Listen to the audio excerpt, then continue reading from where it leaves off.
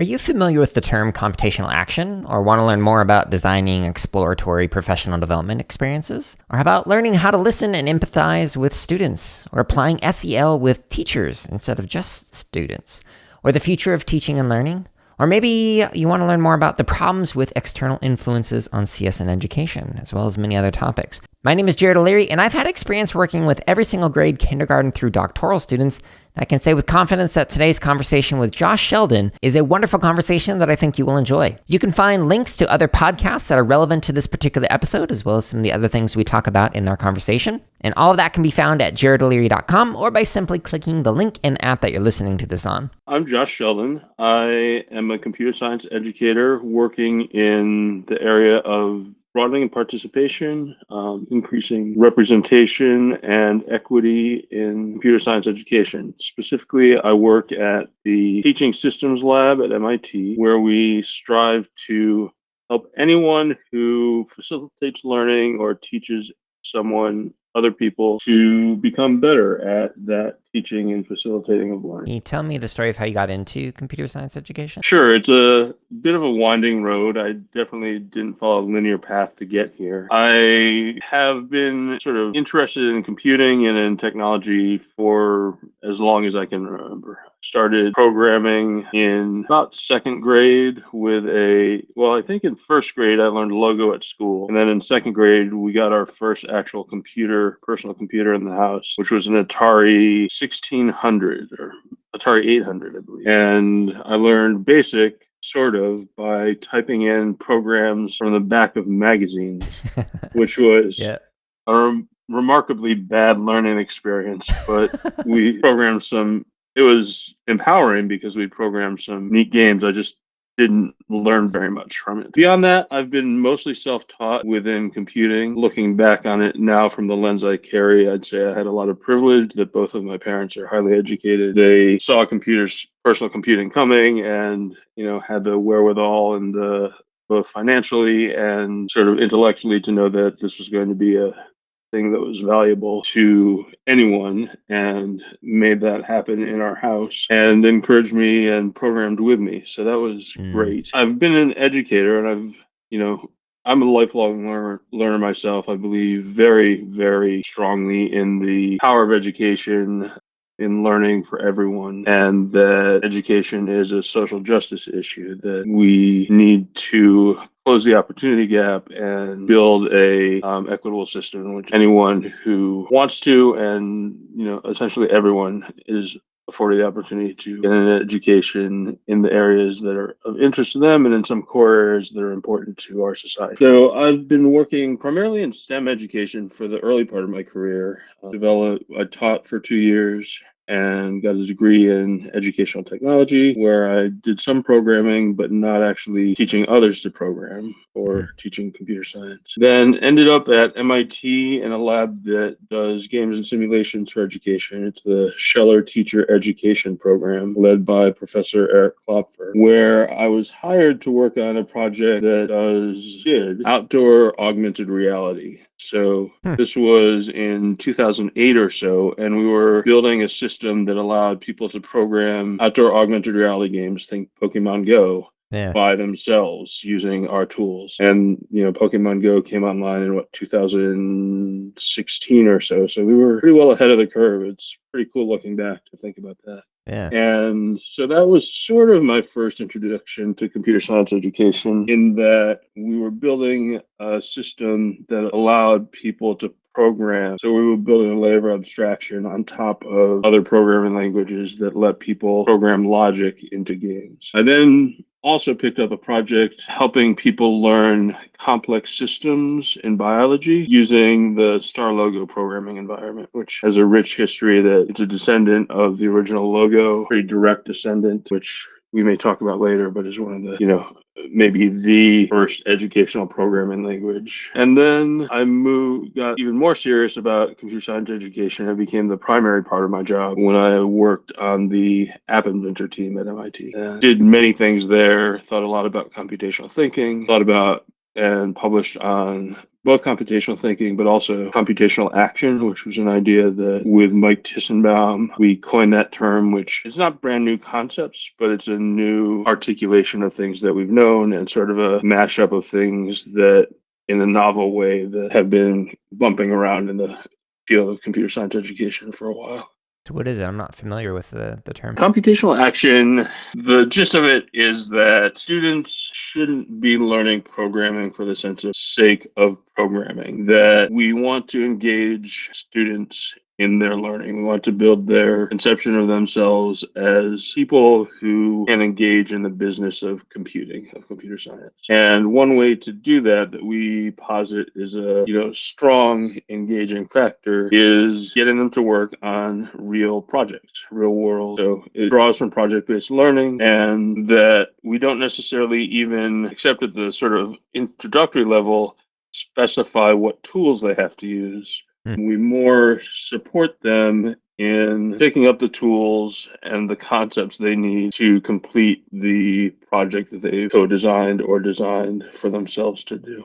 Okay. It draws some pieces from service learning in that projects are often somehow pro-social and for the benefit of their school or other communities, which is known to be important in building equity, that traditionally underrepresented groups, whether it be people of color or young women, we know, engage more and participate more when they're doing projects and work that is beneficial to their communities, as opposed to just learning a programming language in the abstract. What about beneficial to the individual? So like self-expression, etc. There's a lot of value there. That's not necessarily what we set forth in the idea of computational action, but it's a very good point that self-expression and creativity are, very meaningful to students. I do think that there's a shade there that could be like a shade of meaning that could be drawn there, that I think there's something very important about impact with other people. Self-expression can certainly engage with other people.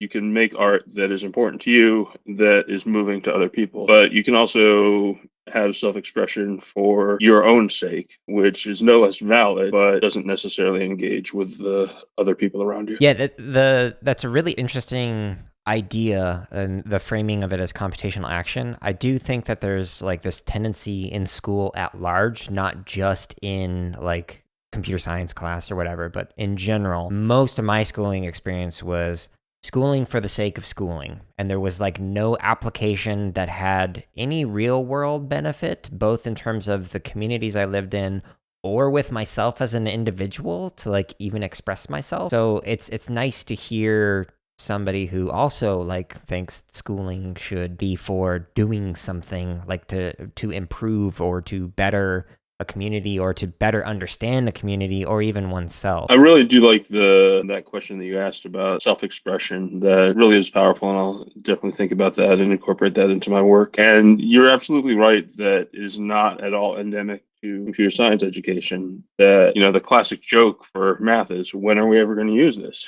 And teacher stutters and doesn't know what to say, because they say, oh, well, you'll need this in the future. And that's great and all, but, that is sort of the marshmallow test, which is the classic, if you don't eat this marshmallow now, you can have 2 marshmallows later. Yep. And it's apparently supposed to be predictive of future success in life, but apparently that's been debunked even. So to expect that kind of self-regulation and patience on the part of a learner is an awful lot to expect of young people, of any people, let alone young people. We don't see that in adult education, in adult learning. It's very much the case that most education that happens and learning that happens outside of, formal schooling and in the workplace is just-in-time learning, or taking a course because you're starting a new role and you need to have these skills.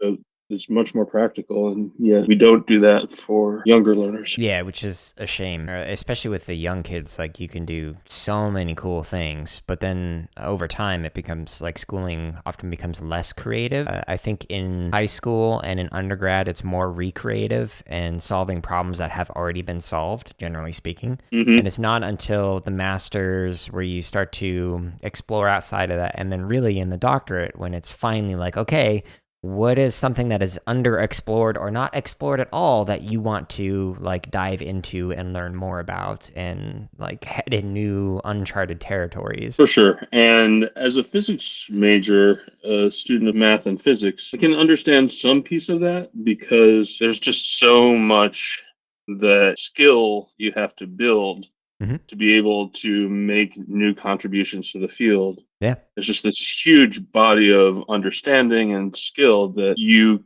can't know without a lot of development. But that said, there are ways to design educational experiences that provide some opportunity for creativity early on and don't ask you to be as you said, recreative. They can be more exploratory and ask you to discover things. They may not be new things that you're discovering, but you're unearthing them because they're new to you. I'm curious, as somebody who has kind of like had some experience designing or learning, if you were like mentoring someone who was trying to create professional development or even just a learning experience, what advice might you give them given what you were just talking about? As with any creative expression, creative experience, one of the biggest things is know your audience, Mm. know who you're working for. And that comes through experience of working with people and through being a good listener and through working with people, getting out there. Don't design in a vacuum. Get out, if possible, co-design, work with the people, the learners and the educators who are also going to be learners early and periodically. So get them in before you've designed something that is, set in dry and concrete. Get them in the choice of materials. So you don't go down the road and then test it with users and realize, oh, I've got to scrap all of this. It's not working at all. Listening is so important to all of education, both for learners and for people who are facilitating learning. Mm-hmm. Yeah, I unpacked a paper, a keynote that was talking about how educators should really engage in radical listening and really understand not only where you are working, but who you are working with, like the individuals, the groups, the communities, etc., and the context in which you're in. I'm kind of curious, is there a story of a moment or catalyst that kind of led to that recommendation? Like for myself, a lot of what I recommend for other people is because I had really bad experiences that were the opposite of what I recommend. I wouldn't say there's one experience that was like a game changer for me. There's a series of experiences that stand out for me as really good examples. I definitely had some counter examples, but it doesn't sound like anything compared to your experience. I had some really good educators that I worked with, learned from in school, in middle school and high school, and even I don't remember elementary school as much, but I remember liking the teachers. And to me, liking the teachers means they know me and they understand who I am and are able to meet me where I am. In college, I worked in the service learning center that helped match volunteers with volunteer opportunities. And it was led by a woman named Judy Curley, who was a PhD student in counseling psychology. She just taught us about how to really listen to people, active listening and building empathy with other people who are different than myself. And I think that listening and empathy go hand in hand, and empathy is very, very important also to education. I should also give credit to my aunt Julie Vogel is very skilled listener, and I call them mirrors, people that reflect ideas back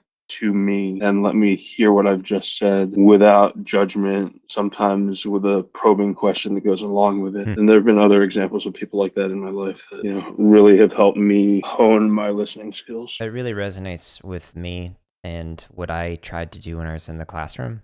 So my biggest motivator for getting into education was I was suicidal in high school and undergrad, and like the thing that kept me going was making music and like being a part of like drumline, things like that. And so I wanted to help others who may be struggling through similar things. And so music making was the way to do that. I then like roundabout ended up into computer science after many years. But the core idea of wanting kids to be able to express themselves and to kind of have a way to learn something that is meaningful to them as an individual was really helpful. But because that was like the core of why I went into this, I feel like I went in really actively listening and trying to understand what students might be saying without saying something, whether it's like anxiety or depression or whatever, or just like, hey, they need somebody to talk to, and trying to understand. I have noticed that there are some educators that I've worked with who might not have had as many mental struggles as I did. And so they were not able to necessarily know what to listen for or how to empathize with somebody who was not being overt with some of the things that they were subtly communicating and honestly probably trying to hide, like I was when I was in high school. I didn't want people to know that I was suicidal. So I just looked like a really angry person, and people just didn't know what was really going on in my head. So I'm curious if like how you have learned to listen and empathize, or how you may have seen other people try and do that if they don't know what to listen for initially. The idea of computational action often involves teamwork and working on a team to do something that you couldn't accomplish by yourself, or that I couldn't accomplish by myself. And I noticed that you said being part of a drum line was important. Mhm. And I often think of finding your people, finding your place as being a very important part of development and comfort and combating loneliness and disconnection. So I want to emphasize that I think it's important, very important, to building group projects. Many reasons, not, limited to you're going to use this in the future in the business setting, but just like Right. it's psychologically healthy to have people that you know how to work with, or that you can work with and be creative together. So going back to the question you asked of how I developed these listening skills and this empathy, part of it was, working with Judy in college, she made us practice. And she is a psychologist, so she, taught us about body language and what that tells us, being very attentive, and, this idea of reflecting back and just using wait time. I learned that in various places, but just being silent and being with someone is very powerful in many ways, listening included, but also just being a human with someone else and being there non-judgmentally is enormously important. You mentioned suicidality. I also have been through, suicide attempts and mental health struggles, and so I've been through years of therapy, and I've learned from my therapist that, some better, some worse, but that is a skill that many people in that profession have, and Yeah. I think we do educational psychology for prospective teachers, which many of our listeners will know that that's, educational theories, Vygotsky, and zone of proximal development and stuff like that. But, I think it would behoove us to pay more attention to, the social emotional learning of educators themselves, and by proxy, what they can bring to learners. So explicitly teaching these skills. That's a really interesting point. First, I want to say thank you for your vulnerability. I appreciate that. I know that there are people out there who are going through or who have been through mental health struggles and feel like they're alone. And so one of the reasons why I share the struggles that I've been through is so that people know, hey, I like, you're not alone in this. And then two, that you can get better with it, like with therapy, etc. They're not a permanent thing. But I'm to jump onto what you were just talking about. It's really interesting that SEL is often discussed in relation to students, but the way that you just framed it also talks about it in relation to teachers as well. And that is a conversation that honestly I wish we had more of as a field. And it is happening in pockets here and there. Was just at a conference called the Systems Awareness Lab conference. The Systems Awareness Lab is a relatively new lab at MIT, led by Meta Bull, Peter Senge, and they're the two main leads. Eric Kloffer is also involved. My friend Lana Cook is an important part of it. And I was at the conference last week, and they absolutely are thinking about, we'll call it SEL for lack of a better term, but wellness and mindfulness for members of the educational community, not just students, but also educators.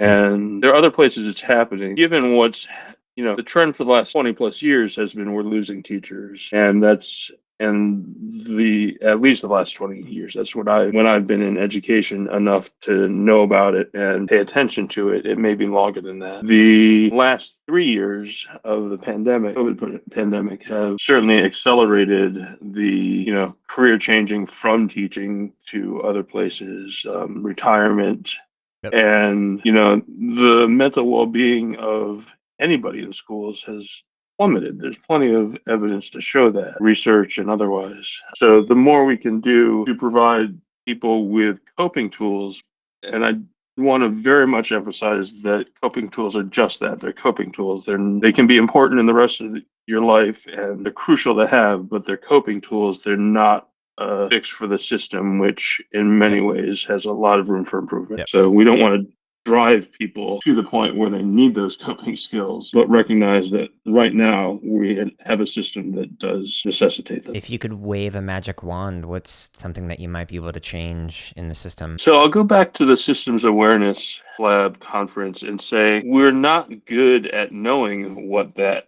thing or things are to change. Education is an amazingly complex system, and part of the definition of complex systems is that there are nonlinear, non-intuitive effects based on inputs. I can say what an outcome I would like to see is, but I can't really say this is the thing I want to change to achieve that outcome. And I mean, one piece that I absolutely would change in a heartbeat is it goes to listening to students, meeting them where they're at, being real with students, learners of all kinds, and people of all kinds. Their world that they live in for their lifetime is not going to be the one that I lived in. Climate change is a real thing, and it's going to make life hard. And I want to acknowledge that and honor that, not brush it under the carpet. So, and there are other examples of that. And I want to support kids. There's this epidemic of loneliness and disconnection and different kinds of mental health challenges that has been happening for the last 10 years at least. Ramping up for the last 10 years before COVID. And, the data is not in yet, but it's clearly accelerated since the pandemic. And so that's probably the main thing I would hit is, just going back to social emotional learning and mental health support. And corollary to that is something that is a pet peeve of mine, that people talk as if there's a dichotomy between social emotional learning and academic instruction and learning. That if you take time for social emotional learning, it's a zero-sum game and you're taking time away from academic instruction, and that's just not true.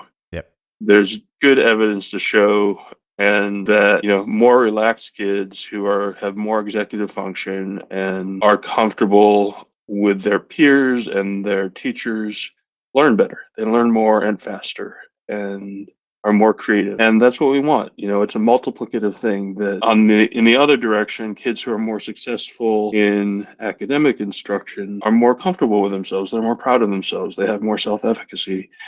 And that builds confidence and their social emotional skills. One of the things that I'm really fascinated with is thinking about how philosophies or understandings of education kind of change over time. Like my own, when I reflect on it, when I first started teaching my senior year of high school versus now, like there have been so many catalysts that led me down different paths. And I'm curious for you, how has your understanding of education kind of changed or evolved over time? Or if we want to be more specific, like what's something that you believed when you first started working in education that you no longer believe? Oh my goodness. So again, I look back, over my lifetime, and there are any number of pithy statements that say about the expert is the one who knows how much they don't know. And developing humility about that. And I'd say that when I started as a teacher, I realized very quickly in the classroom that, wow, I don't know how to manage a classroom as a first year teacher, because that's what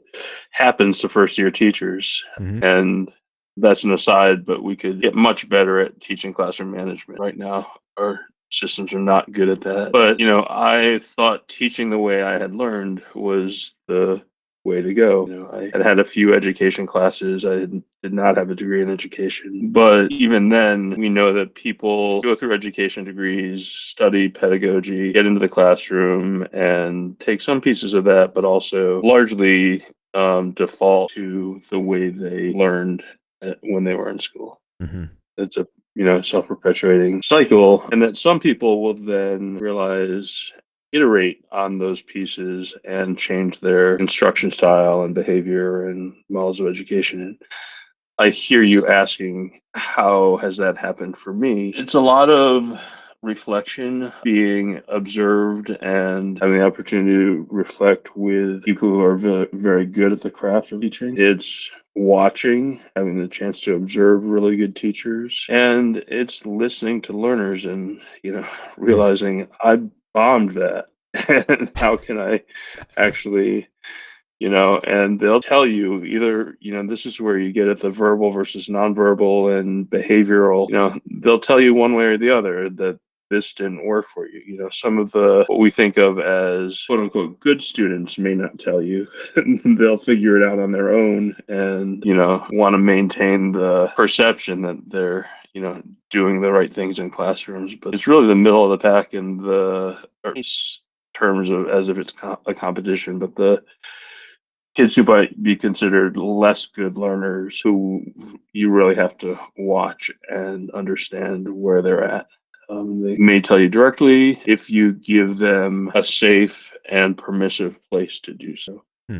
I think that's another piece of listening is that you have to make the place where you're allowing them to speak to you a safe place and really honor what they say, not ignore, not have them say it and then ignore it. You can say I can't do that or I'm not going to do that, but I hear you and that's okay, but just say not taking any action on it is not okay. I'm curious what motivates you about your work and the impact that you're trying to have on the field. Right now, the main thrust of my work is building equity and representation in high school computer science. Equity has been a part of my vocation or avocation as long as I can remember. It's something that really matters to me. I believe it probably comes in large part out of my being raised Jewish, but also, out of my grandparents on the other side who are not Jewish, living in community with each other in a small farming community in Northeast Pennsylvania. And then on the Jewish side, being only a generation or two removed from people who fled Germany and Europe during the Holocaust and wanting to do better, make the world a better place. There's a concept of tikkun olam in Judaism that is something that I've loosely translate as leaving the world a better place than I found it. Ever since I was a kid, kids have this known inherent sense of fairness and unfairness. And I happen to have a set of experiences where, I just observed that some people don't have as fair or have a fair experience in our country. And it bothered me and it continues to bother me. It has for my whole life. And I wanted to do something about that. I volunteered throughout high school and college and most of my adult life. And it's been something I've wanted to be make part of my work life. So I'm very fortunate to have that opportunity now. Why do I think it's important within computer science? Part of it is economic, part of it is power, and part of it is civic responsibility. So the economic and power go together that typically or traditionally marginalized communities have less power and have less economic means to take power. And then civic responsibility is that, and just life in the 21st century and beyond means that technology is going to be done to you, mostly whether or not you like it. And the amount you can ameliorate that is directly correlated to how much you know about how technology works. And even then, there are limitations. So where do you see the future of learning and education? And I do say those two as being two separate things. So where do you see us heading and how might we go to an optimistic version of either of those? Oh my goodness. Well, you put the caveat at the end of that question. You want me to be optimistic about it? That's harder. Well, we could break it down into two different things. Like, here's where I think it's going, and here's where I'd like it to go instead. Sure. And I think I will do that. So let's divide it into at least three parts. Learning, I think there has been a really interesting shift in the past 25 years with the advent of the internet that people can learn a lot just from access to the internet, independent of formal education. And I hope and think that there will be more of a movement towards sort of atomized learning outside of the formal educational system. Mm-hmm. I hope there will be a movement towards more project based and situated learning, Mm-hmm. both within and without and outside of formal education. For formal education, I'm trying to be a realist. I maintain hope and optimism that it will change, but as a realist, I recognize that is a big ship and we don't know yet how to pull the levers that are going to make it change course and Mm-hmm. hopefully change course fairly dramatically. People have been trying to reform education for quite some time, Mm-hmm. and it's very resistant to change as big systems are. Yeah, and I think a lot of people who are kind of like trying to navigate those waters don't really know where they're going and why. Like, I'm thinking of politicians in particular when I make a statement like that. Like, most politicians who have a profound impact on education and education policy might not have stepped foot in a classroom in decades, let alone taught in a classroom. Mm-hmm. So we, like, as educators, educational scholars, etc., like, while we have opinions and research and practice that inform where we think we might head, there are people outside of the field who are ultimately kind of like making decisions for us. Absolutely. And this goes back to the theme that's been important here of listening that, you don't necessarily have to have been in a classroom, but you have to be humble about your experience and willing to listen to the people who have been in the classroom and in the schools. Mm-hmm. And again, I'll emphasize that school systems and educational systems are very complicated, complex systems that, there are thousands of different classes of actors involved. There are many different contexts in which education schools happen. And there are resource disparities. There are funding models that are different from state to state and municipality to municipality. Yep. And all that says it's a big task to make change. Yeah. One of the interesting things that was new to me last week at this Systems Awareness Lab conference that I keep mentioning is the idea that, these are systems effects. So they're affected by who knows how many variables. And we literally don't know how many variables, student success is. First, how do we measure student success? And then how do we know what variables actually impact student success the most? Yep. I mean, that's a really hard question. And yet, just by virtue of being human, we tend to attribute it to a person, not multiple people, maybe a class of people, but to a person. So it's that student's teacher will bear the brunt of the either success or, bear the brunt of the failure or reap the rewards of the success. Yeah. Similarly for school systems, the superintendent ultimately can do some things and change a lot, but there are so many other variables and that person is still the scapegoat or the hero depending on perceived success of the school system. And that's just not how complex systems work. Yeah, and to actually view education and educational reform as a complex system, I think it's Lordy who talks about the idea of apprenticeship of observation. And when I first heard that concept and described, it made sense with how parents that I've worked with, like especially in like the marching band community, like have this like, well, this is how we did it in my day, so you should be doing it that way too. But like politicians in particular, they may spend multiple decades going through school and seeing it being done in a very particular way. And so they learn what worked for them, but they did not learn what the thought processes were and the context that were influencing the teachers and the decisions that they made, why they were doing certain things, whether it was a policy or like a school mandate, administrator mandate, or just modifying to individuals.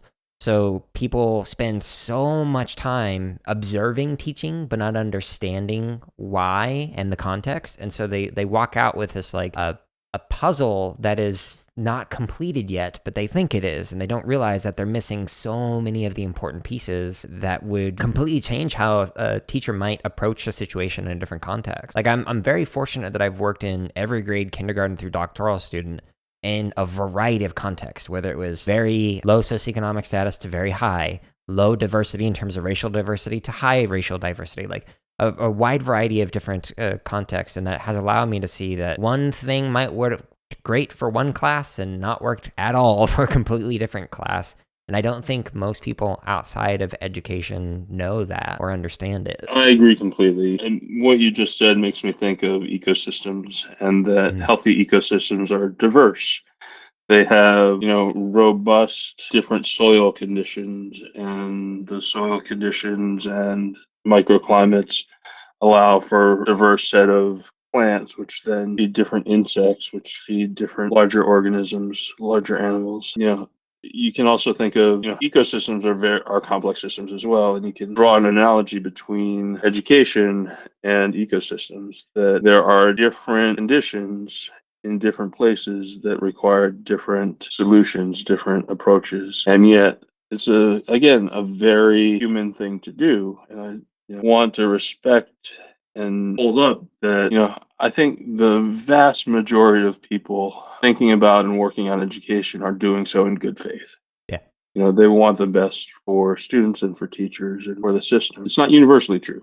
But it's, for the most part, it's true. But it's very human to want to say, particularly, since Henry Ford, that there's one way we can do this and it'll work for everyone. Yep. Because that's simple, that's black and white. And you look too at what's the output of that going to be. And that's a dystopian picture as well, because if you use one approach to learning, you're likely to have an output that's one approach to the world. And Yep. that just saps creativity and discourse and, so much richness from the world. Yeah, I do genuinely fear that the broader CS discourse has been too influenced by neoliberal influences and conversations, like making it so that one way that you could read computer science discourse at large is that the entire purpose of computer science education is to get a job as a computer scientist or in somehow tangentially related to computer science. And I've always been against that, like written papers about it, but like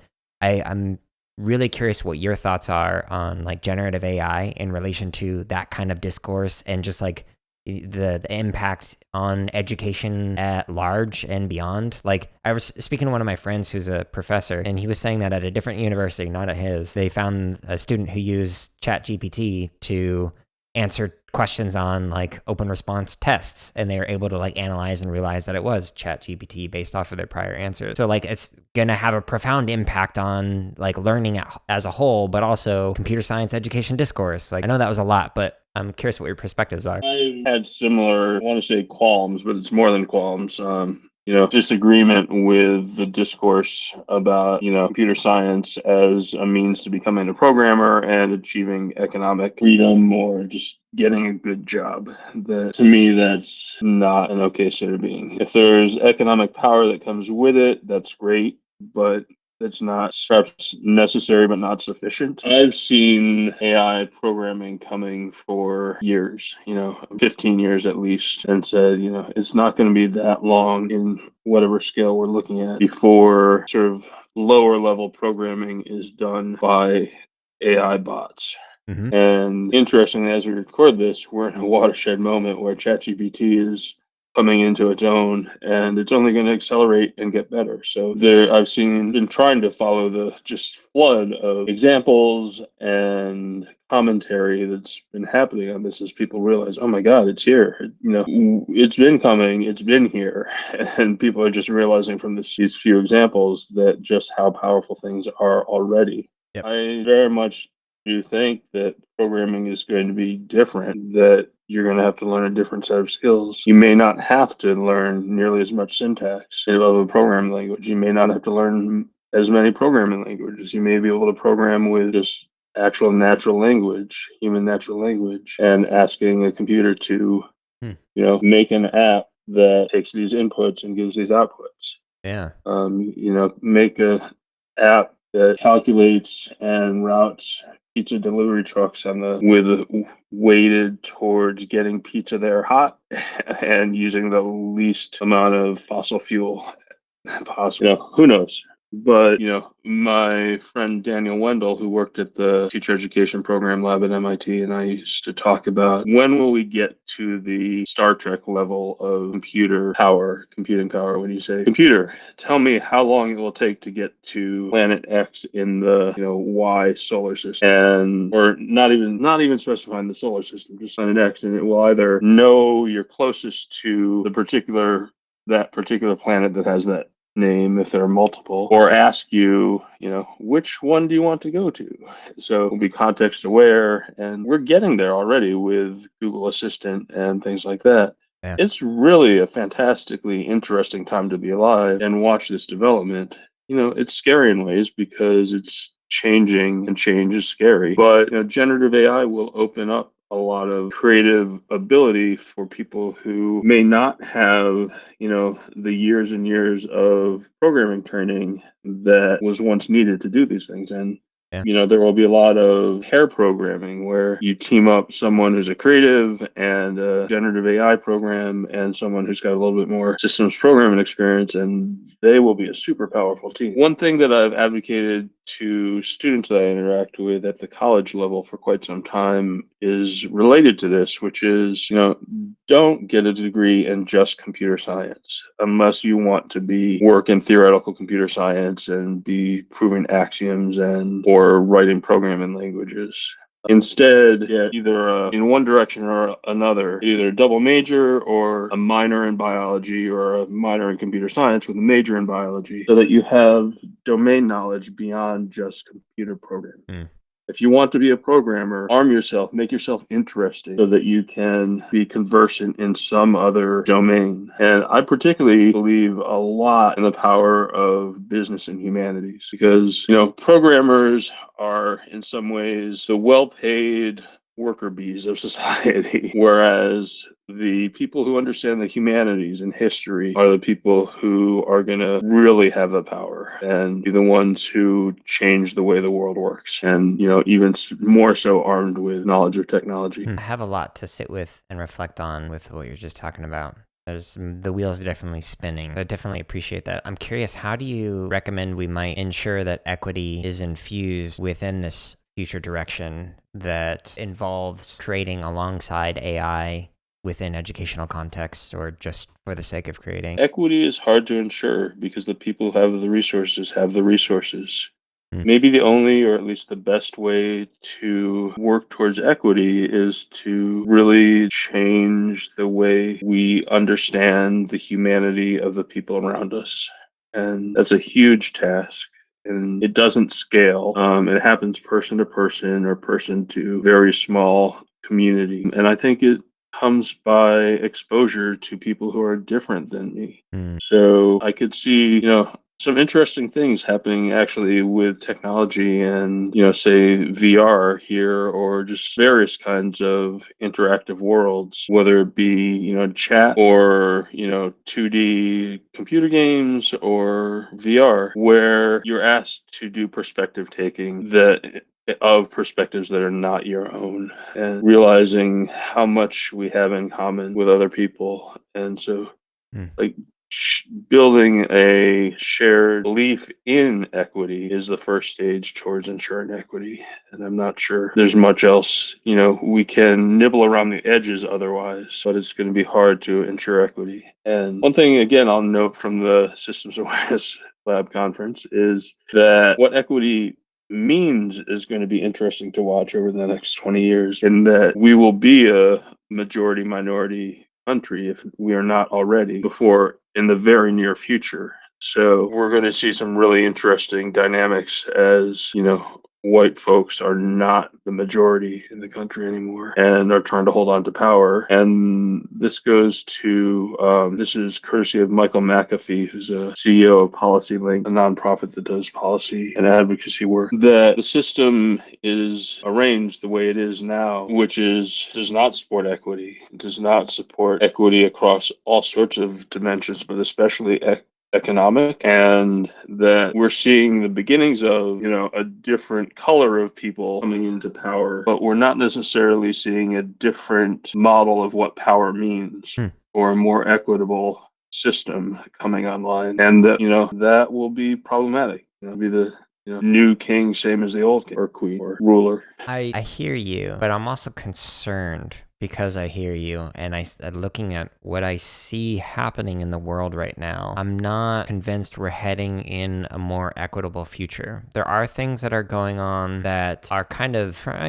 some people are trying to like bring us back to segregation policies. And I think part of what's fueling that might be that we are starting to live in narrower and narrower like cones of awareness and groups of people who all think the same thing. On one hand, it's great to find people who have a shared interest with yourself. But on the other hand, if that's all you listen to, it's going to prevent that diversity of perspective and experience that I think can lead to better outcomes in terms of empathizing and understanding how not everyone thinks and behaves the way that you do and wants to live the way that you do. And so we've gotten this like rift as a country, if we think of politics, but even just like outside of politics in other areas of life, that it feels like there's a wedge being driven further so that people are less likely to kind of connect with each other. And that kind of concerns me when it comes to the equitable side of things. Is it seems like things are getting worse with equity in the last couple of years in particular. Yes. I don't think, my last answer or what you said are at all at odds with each other. Yeah.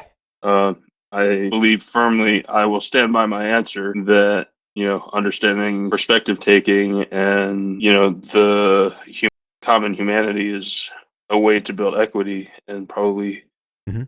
I'd posit the best way. That doesn't mean that we're doing it by any means or that we're on the cusp of doing it. Some people are working on it for sure, but will it take hold and take root? I don't know.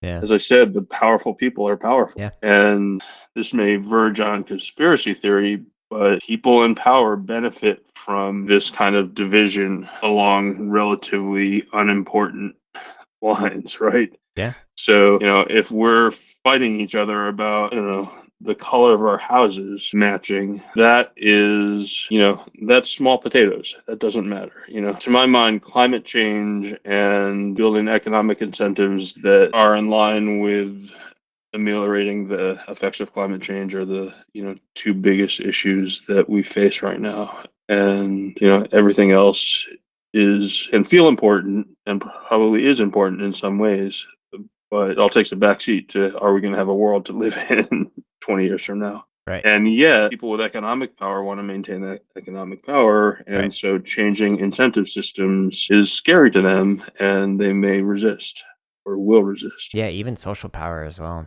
not just economic. Like there's so many different like layers of power, like thinking from like a Bordeusian perspective that like people are like grasping to hold on to and maintain and whatnot. For sure. I'm curious, like as somebody who has admitted also like working through some like mental health struggles and whatnot, how do you try and take care of yourself and like prevent the burnout that can come with working in education or even specifically in equity when you're seeing some like horrible atrocities that you're trying to prevent or improve or whatever? Like it's still heavy and it can be very difficult at times to live in that space. Sure. So I'm not always great at it. One of my symptoms is depression, and that can be exacerbated by, or at least correlated with, observations on where I feel like the world is going.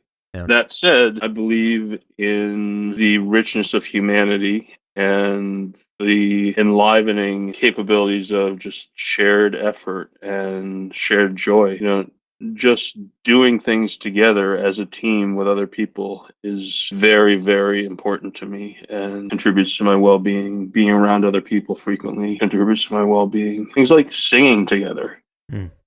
Just intentionally making opportunities to be joyful together, even in hard times. And, I can't even pretend to understand the African American experience, the Black experience in this country. But I can see the power in, song and joy in their communities that I have to think can provide some solace in hard times. Do you have any questions for myself or for the field? One big question for the field that I have is particularly around equity, but around computer science education in general. It ties back to a lot of what we've talked around economic concerns and funding, particularly for computer science education. And that specifically that we've seen a lot of funding coming from corporations, I think with a sometimes explicit, sometimes implicit desire to have more people who are capable of programming to become employees at those companies. And I see a conflict of interest there between our civic interests that's happening. This is happening in public schools. And public schools to me are primarily for benefiting the learners and for benefiting our society. And it's not clear to me that having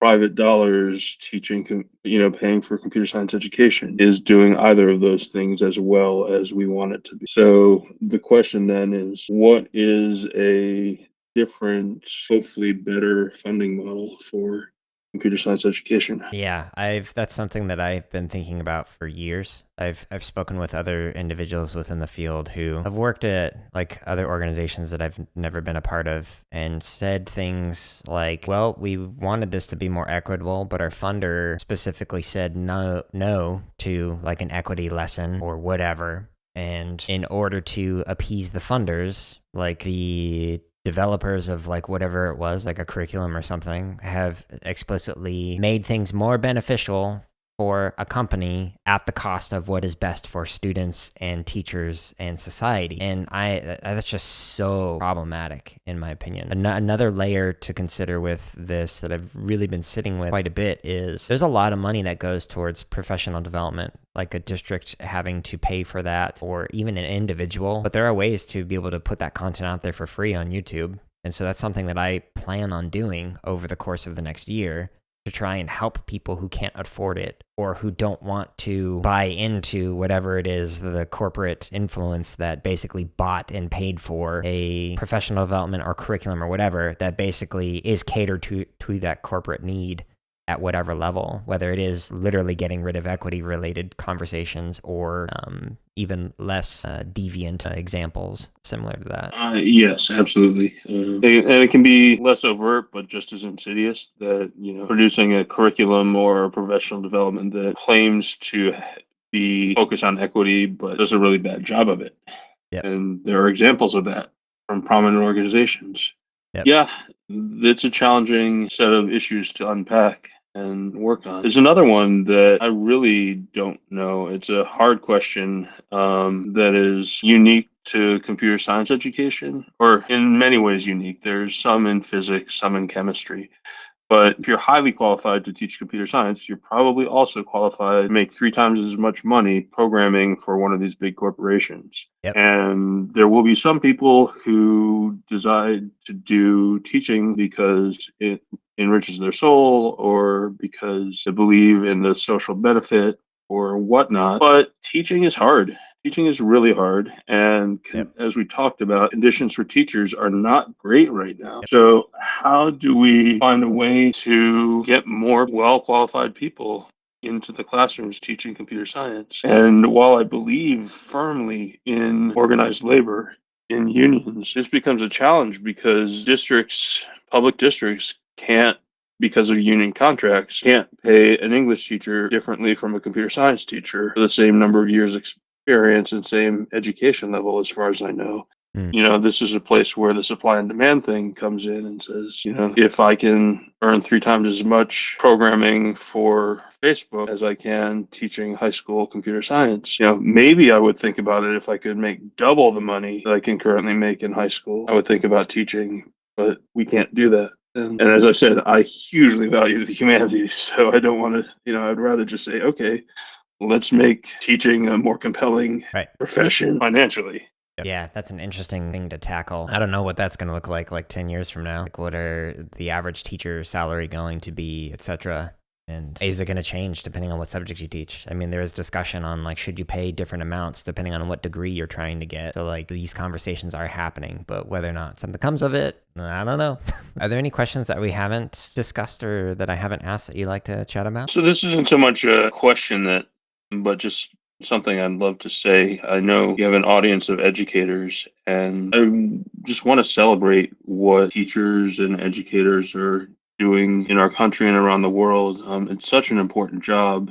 And there's so many people that are trying their absolute hardest in very challenging situations, and they deserve praise and celebration. I love working with teachers. It's just the highlight of my day when I get to work with teachers and run a professional development and help them become better at their job, or just help them feel better about themselves and the job they're doing. So, so much respect to those people, and, thank you. Where might people go to connect with you and the organizations that you work with? I work at the Teaching Systems Lab at MIT, as I said, and you can find it at tsl.mit.edu.